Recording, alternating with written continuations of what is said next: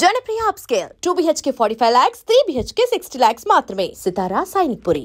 నమస్తే, welcome to I dream talking point with Kavitha. Pak ఆక్రమిత కాశ్మీర్ POKలో ఇప్పటిదాకా ఇండియన్ ముజాహిదీన్ని చూసాము, లష్కరే తోయిబాన్ చూసాము. వెరీ రీసెంట్గా పహల్గామ్లో అటాక్ చేసినటువంటి ద రెసిస్టెంట్ ఫ్రంట్ కూడా ఉగ్రవాద కార్యకలాపాలు తీవ్ర స్థాయిలో జరుపుతున్నటువంటి అంశం గురించి ఇప్పటిదాకా మనం మాట్లాడుకున్నాం. ఇక ఈ మూడిటికి తోడుగా సరికొత్తగా హమాస్ కూడా ఎంటర్ అయింది. ఎస్, హమాస్ కూడా ఎంటర్ అయింది. అది పాకిస్తాన్ కేంద్రంగా POK మీద పనిచేస్తోంది అనేటువంటి మాటని అమెరికా కేంద్రంగా పనిచేస్తున్నటువంటి ఒక సంస్థ దాన్ని స్పష్టం చేసింది. దీనికి సంబంధించి అమెరికాకు చెందినటువంటి middle east media research institute MEMRI తన లేటెస్ట్ నివేదికలో ఈ అంశాన్ని వెల్లడించింది. వెరీ రీసెంట్గా ప్రేక్షకులకు గుర్తుండే ఉంటుంది, అక్కడ హమాస్ పాలస్తీనా మధ్య గాజాకి సంబంధించి జరిగినటువంటి యుద్ధాన్ని ఆపాను అని డొనాల్డ్ ట్రంప్ చెప్పిన తర్వాత ఈ విషయం అనేది వెలుగులోకి రావడం అనేది సంచలనం కలిగిస్తోంది. ఎగ్జాక్ట్గా ఒక పీస్ ప్యాక్ట్ అనేది కుదిరింది, అక్కడ శాంతి ఒప్పందం అనేది జరిగింది. ఈ నేపథ్యంలోనే బందీలుగా ఉన్నటువంటి అక్కడ పౌరులని హమాస్ విడుదల చేస్తుంది.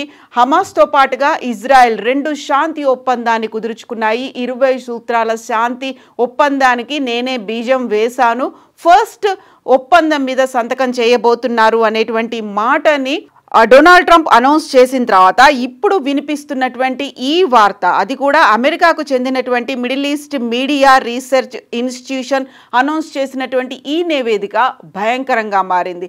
అక్టోబర్ 7న హమాస్ ఇజ్రాయెల్ మీద దాడి చేసింది. అక్కడ దాడి చేసిన తర్వాత అక్కడున్నటువంటి స్థానికులు దాదాపుగా 1300 మంది మరణిస్తే 250 మందిని బందీలుగా చేసుకొని హమాస్ తనతో పాటుగా తీసుకెళ్ళింది. ఆ బందీలను విడుదల చేయాలి అనే దాంతోనే శాంతి ఒప్పందం అనేది స్టార్ట్ అయింది.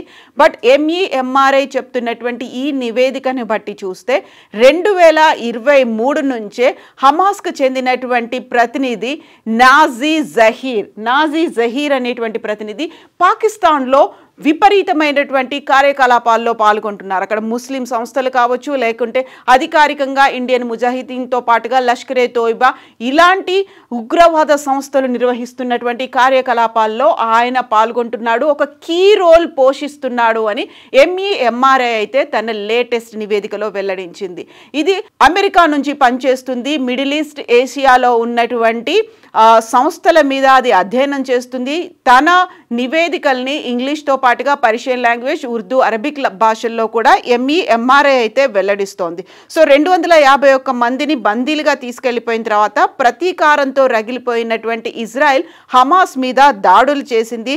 హమాస్ని భూస్థాపితం చేస్తామని కూడా హెచ్చరించింది. ఆ తర్వాత జరిగినటువంటి దాడుల్లో హమాస్కి చెందినటువంటి అగ్రనేతలు, పెద్దలు ఎవరైతే ఉన్నారో వారందరూ హతమయ్యారు అని ఇజ్రాయెల్ కూడా అనౌన్స్ చేసింది. బట్ పాకిస్తాన్ నుంచి మాత్రం నాజీ జహీర్ తీవ్రవాద కార్యకలాపాలను చేస్తున్నారు, అక్కడ ఉద్రేకపరిచే రెచ్చగొట్టే ప్రసంగాలను చేస్తున్నాడు అంటూ MEMRI కూడా తన తాజా నివేదికలో వెల్లడించింది. యాక్చువల్గా హమాస్ అంతమవుతుంది అనుకున్నటువంటి క్రమంలో అమెరికా జోక్యం చేసుకోవడం అనేది ఇప్పుడు కలిసి వచ్చినటువంటి అంశంగా కూడా భావిస్తోంది MEMRI.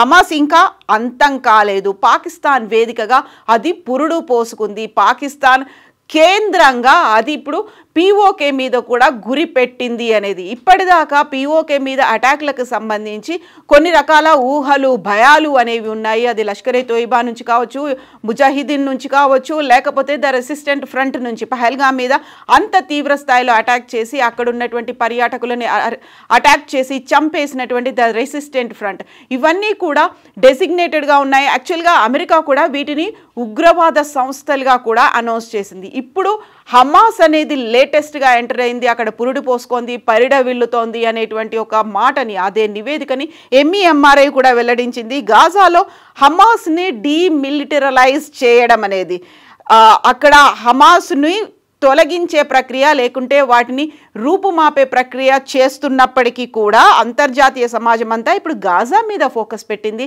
ఇజ్రాయెల్ కావచ్చు, హమాస్ నుంచి కావచ్చు, వారిని అక్కడి నుంచి తొలగించేలా, తరిమి వేసేలా చేయడం అనేది, ఉగ్రవాద చర్యలు అక్కడ జరగకుండా ఉండాలి అనేది అమెరికా జోక్యంతో పాటుగా అంతర్జాతీయ సమాజం అంతా అక్కడ దృష్టి పెట్టినప్పటికీ కూడా పాకిస్తాన్లో ఇప్పుడు వేళ్ళూనుకుంటున్నటువంటి హమాస్ అటాక్ అనేది ఇప్పుడు యాక్చువల్గా ఇజ్రాయెల్ గాజా మీద దాడి చేసింది, హమాస్ మీద చేసినటువంటి దాడిని కూడా మొత్తం అంతర్జాతీయంగా ఉన్నటువంటి ఇస్లామిక్ సమాజం మీద దాడి చేసినట్టుగా నాజీ జహీర్ కూడా గతంలోనే అనౌన్స్ చేశారు.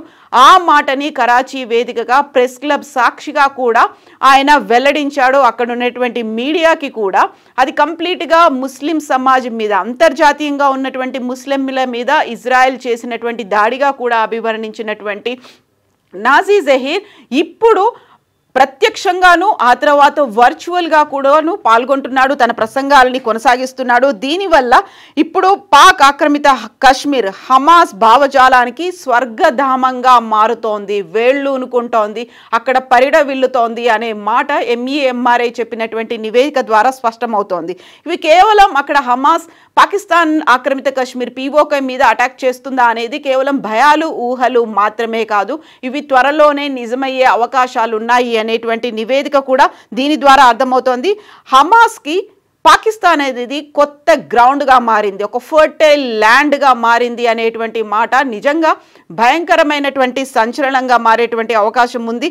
ఉగ్రవాదంపై పాకిస్తాన్ మేము కూడా పోరాటం చేస్తున్నాము అని చెప్తున్నప్పటికీ అండ్ అమెరికా కూడా నాటోయేతర దేశంగా పాకిస్తాన్ని తమ మిత్ర దేశంగా భావిస్తూ వస్తున్నప్పుడు ఇప్పుడు పాకిస్తాన్ తాము హమాస్కి చోటివ్వలేదు, హమాస్ లీడర్లు మా దగ్గర లేరు అనేటువంటి మాటని గట్టిగా చెప్పడంతో పాటుగా అమెరికా కూడా ఎలాంటి డెసిషన్ తీసుకోబోతోంది హమాస్ మీద, at the same time Pakistan sponsor చేస్తున్నటువంటి హమాస్కి ఇచ్చినటువంటి గ్రౌండ్ మీద కూడా అమెరికా ఏం చేయబోతోంది.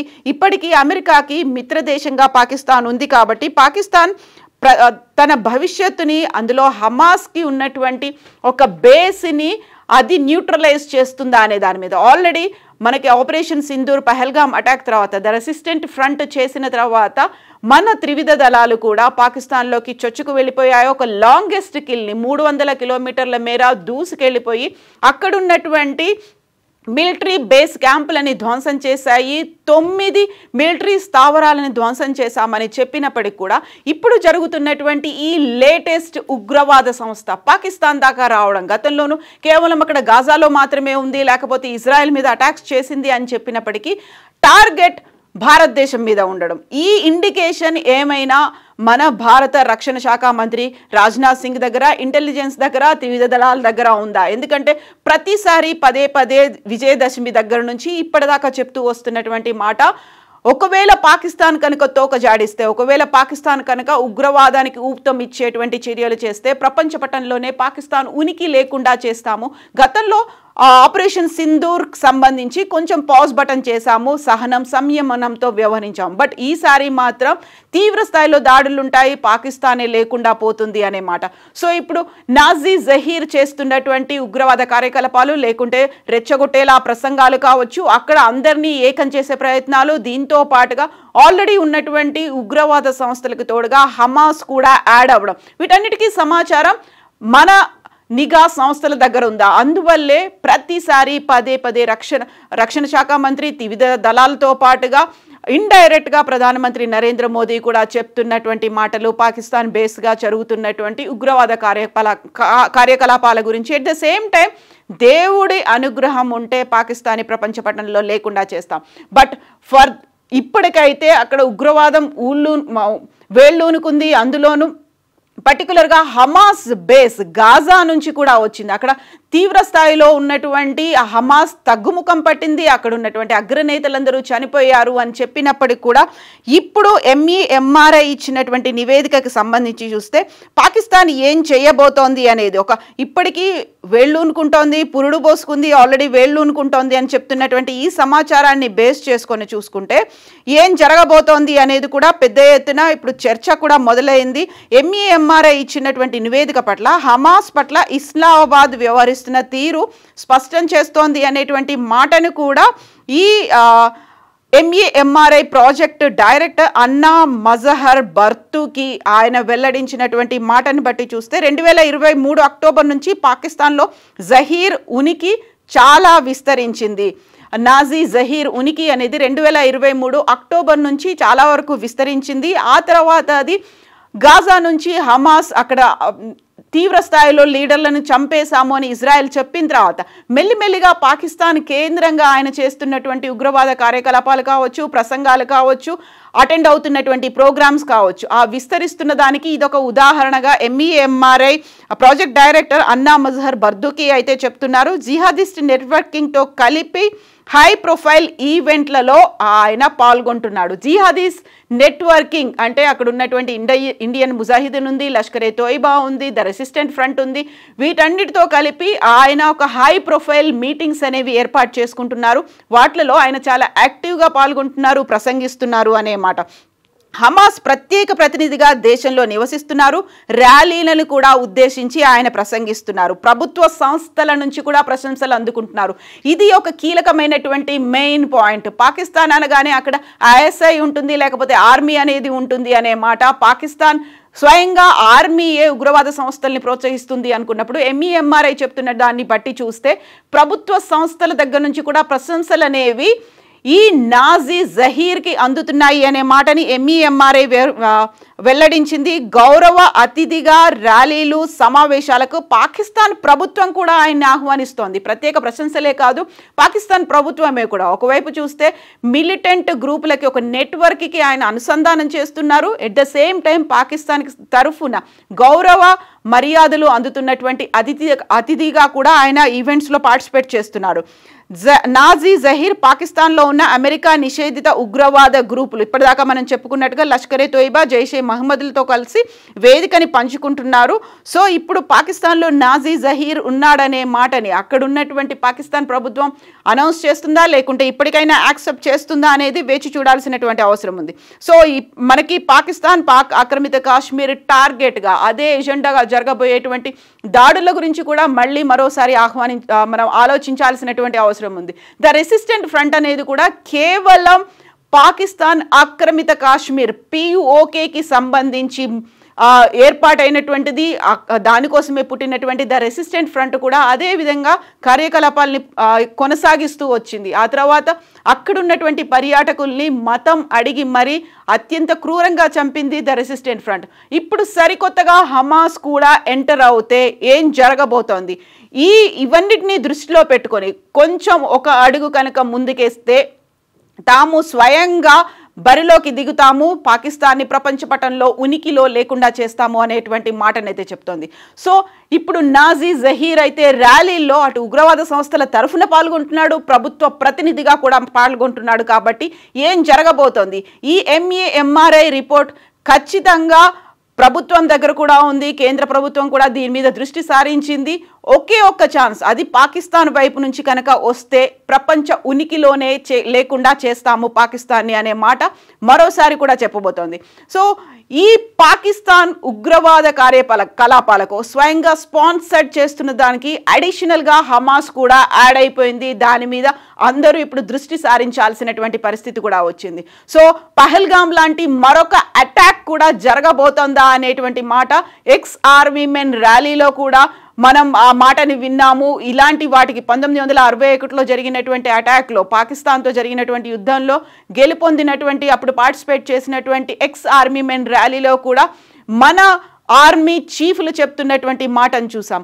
సో ఇప్పుడు అలాంటి ఉగ్రదాడికి సంబంధించి ప్లాన్లు ఏమైనా వేస్తున్నారా?